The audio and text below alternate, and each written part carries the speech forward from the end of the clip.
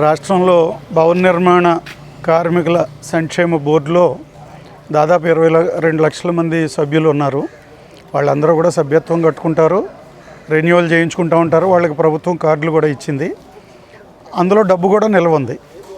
అయితే జగన్మోహన్ రెడ్డి గారు గవర్నమెంట్లో ఆయన ఒక సర్క్యులర్ ఇష్యూ చేసి ఈ అన్ని డూప్లికేటు అప్లికేషన్లు వస్తున్నాయి, ఒకే పెళ్ళికి 2 సార్లు 3 సార్లు తీసుకుంటున్నారు అన్న టైప్లో ఆ రోజుల్లో సర్క్యులర్ ఇచ్చి సంక్షేమ పథకాలన్నింటినీ కూడా ఆయన ఆపేశారు. ఇందులో ఉన్న డబ్బునంతటినీ కూడా నవరత్నాలకు మళ్లించుకున్నాడు ఆయన. దాని మీద సుమారు 4-5 ఏళ్ల పాటు ఏఐటీసీ భవన నిర్మాణ కార్మిక సంఘం ఆధ్వర్యంలో రాష్ట్ర స్థాయిలో అనేక పోరాటాలు, మరి జిల్లా కలెక్టర్ కార్యాలయాల దగ్గర 2 సార్లు జరిగింది. మరి తహసీల్దార్ ఆఫీసు కాడ లెక్కలేదు, ఎన్నిసార్లు ధర్నాలు చేసామో మాకే లెక్కలేదు. తర్వాత ప్రదర్శనలు చేసాం. చెలో అమరావతి అని పిలిపించి విజయవాడలో కూడా ఉద్యమం చేస్తే ఆ రోజు చాలామందిని పోలీసులు అరెస్ట్ కూడా చేయడం జరిగింది. అయితే ఎన్నికలప్పుడు కూటమి నాయకులందరూ కూడా దీనికి మేము న్యాయం చేస్తాం, వెల్ఫేర్ బోర్డులో ఉన్న నిధుల్ని మీ సంక్షేమం కోసమే ఖర్చు పెడతామని చెప్పి వారు వాగ్దానం చేశారు. అలాగే కూటమి అధికారంలోకి రావడంలో ప్రధాన పాత్ర భవన నిర్మాణ కార్మికులు పోషించారు. 180 మంది వాళ్ళు ఓట్లు వేశారు. అలాగే ఈ ప్రభుత్వం రాగానే మేము మొత్తం రాష్ట్రంలో 120 మంది ఎమ్మెల్యేలకి, పార్లమెంటు సభ్యులకి అందరికీ కూడా వినతి పత్రాలు ఇచ్చి మా సబ్జెక్ట్ని మనసులో ఉంచుకోండి, మాకు న్యాయం చేయండి అని కోరటం జరిగింది. ఆ తర్వాత కూడా 2 సార్లు రాష్ట్ర స్థాయిలో ఎంఆర్ఓ ఆఫీసుల దగ్గర ధర్నాలు చేసాం, జిల్లా కలెక్టర్ కార్యాలయాల దగ్గర ధర్నాలు చేసాం.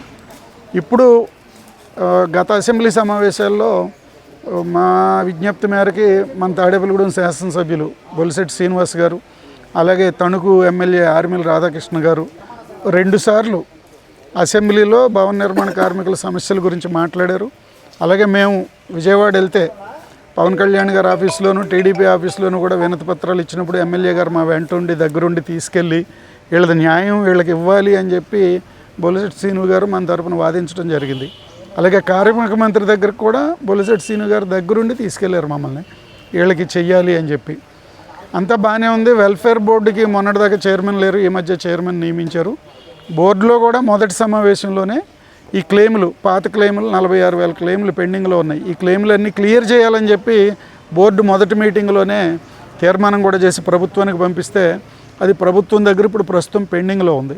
ఎమ్మెల్యే గారు చెప్పేది ఏంటంటే కాగితం మీద డబ్బులు ఉన్నాయి కానీ ప్రభుత్వం నుంచి సిఎంఎఫ్ఎస్ నుంచి క్లియరెన్స్ వస్తే తప్ప ఈ డబ్బులు రిలీజ్ కావు అనే మాటని వారు గుర్తు చేశారు. నిజమే, కానీ వెల్ఫేర్ బోర్డు చట్టంలో ఏముందంటే దీన్ని సెస్ రూపంలో వసూలు చేస్తున్నారు కాబట్టి ఈ సెస్ని ఎట్టి పరిస్థితుల్లోనూ వేరే కార్యక్రమాలకు వాడకూడదు. ఈ డబ్బుకి రాష్ట్ర బడ్జెట్కి సంబంధం లేదు. ఇది భవన నిర్మాణ కార్మికుల డబ్బు, ఇది వాళ్ళ హక్కు. కాబట్టి సిఎంఎఫ్ఎస్కి సంబంధం లేకుండానే ఈ డబ్బులు నేరుగా ఇచ్చే అధికారం బోర్డుకు ఉంది. కానీ జనరల్గా రాజకీయంగా ఎలా ఉంటుందంటే ముఖ్యమంత్రి గారు, మంత్రి, తర్వాత ఉప ముఖ్యమంత్రి గారు, కార్మిక మంత్రి గారు వీళ్ళందరూ కలిసి దీనికి క్లియరెన్స్ ఇస్తే ఆ డబ్బులు అందుతాయి అన్నమాట. అంచేత మేము కోరేది ఏంటంటే ఇప్పుడు శాసనసభ మళ్ళీ జరుగుతుంది, శాసనసభ పక్ష సమావేశాలు జరుగుతాయి రాష్ట్రంలో. ఈరోజు మేము మొత్తం అన్ని నియోజకవర్గాల్లోనూ కూడా ఏఐటీసీ భవన నిర్మాణ కార్మిక సంఘం తరఫున ఎమ్మెల్యేలకి వినతి పత్రాలు ఇస్తున్నాం, ఇది సబ్జెక్ట్ అని చెప్పి. వీరికి కూడా బొలిశెట్టి శ్రీను గారికి కూడా చెప్పాం, సిఎంఎఫ్ఎస్కి దీనికి సంబంధం లేదు, ఈ భవన నిర్మాణ కార్మికుల సెస్ని వాళ్ళకే ఖర్చు పెట్టాలి తప్ప వేరే వాళ్ళకి చెప్పట్లేదంటే కళ్యాణ్ గారితో వీళ్ళకి శాసనసభ సమావేశం ఉంటుంది. శాసనసభ పక్ష సమావేశంలో కూడా ఈ సమస్యని పవన్ కళ్యాణ్ గారి దృష్టిలో పెడతాను, వారి ద్వారా కూడా ముఖ్యమంత్రి గారి దృష్టికి తీసుకెళ్తామని చెప్పి బొలిశెట్టి శ్రీను గారు హామీ ఇచ్చారు.